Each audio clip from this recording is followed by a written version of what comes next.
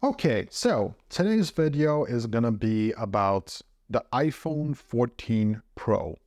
The year is 2024, and we've already seen an upgrade to this one, and it's the iPhone 15 Pro.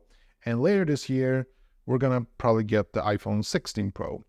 But I wanted to talk about the iPhone 14 Pro, why I really enjoy using it, why I think it's still a very good camera in 2024.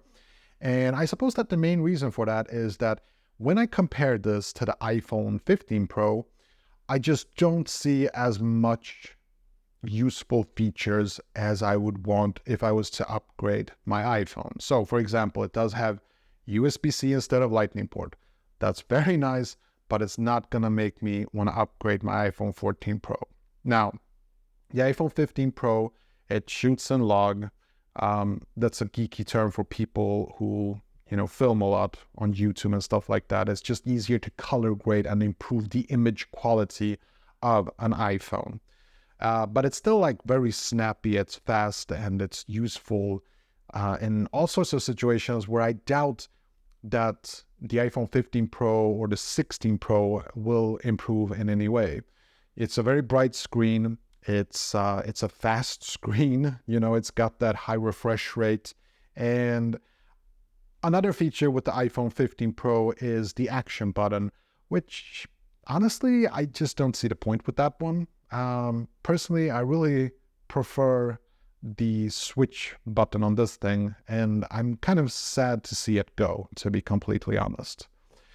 Battery life is good. Of course, over time, the battery life of all smartphones decreases, and it's very difficult to replace the battery yourself. Now, the main feature of this iPhone, I mean, I use it for a ton of things. I buy crypto, I buy stock, I interact in social media and all sorts of stuff. I read a lot. I consume media, listen to music and podcasts. I use this thing for a lot of things, but my favorite feature, being a camera geek that I am, is of course the cameras on the back and on the front actually. And I just want to say that the ultra wide is cool, good image quality. The tele lens, the 3x tele lens, it's nice, but I don't really use it too much. But the main camera is it's just so sweet to use it. You can take 48 megapixel photos. You can record 4K up to 60. I wish it had 8K, not gonna lie. I like my OnePlus 9 Pro, for example, because on that one, I can shoot up to 8K on even the ultra-wide camera lens, which is a shame that this one just doesn't have. But I think that the image quality is still very good. The image stabilization is very good.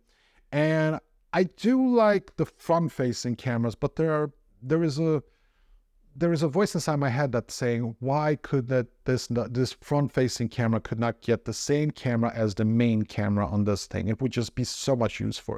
Or if it at least had an ultra-wide lens in here. Like on the iPad Mini 6, it's a very ultra-wide lens on the front-facing camera. I just wish that this iPhone had that too. And even the iPhone 15 Pro did not get that much improvement in the camera department, if you ask me, except for the log, which is very cool. I like that, but I still think that the cameras on these iPhone 14 Pros is spectacular still to this day. If there is one thing that I have to nitpick about, it is, and this is just coming from a video camera geek nerd like me, is that when you are recording a video outside and there is a lot of wind, I do not think that the wind reduction on these microphones, I understand that there are several microphones on this thing, even though I can't tell where they are exactly, but I just don't think that the wind reduction works very well. And I did a comparison last week when I was doing a bit of traveling. I was in Stockholm and I was filming with my Insta360 with my Insta360 Ace Pro. I also had my Go 3, that's why I mixed those two up. But my Ace Pro, even though there was a lot of wind, picked up audio a lot better. And I just think a smartphone, an iPhone for crying out loud, It should have better.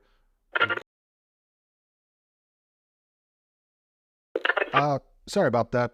My camera just froze on me. It was overheating. Can you believe it, Brian? It overheated. The Sony ZV-E1 overheated. Anyway, as I was saying, the wind noise reduction on the iPhone 14 Pro is not very good. But all in all, I still think that the iPhone 14 Pro is a fantastic smartphone. I'm a fan of the Apple ecosystem. The thing that I really like about Apple, iPhone and Mac connection is like AirDrop, for example. I really like that.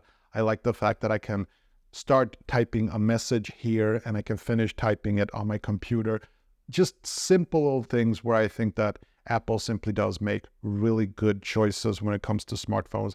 I like Android, but someday I will do the transition to Android because I'm tired of paying these expensive premium prices for iPhones.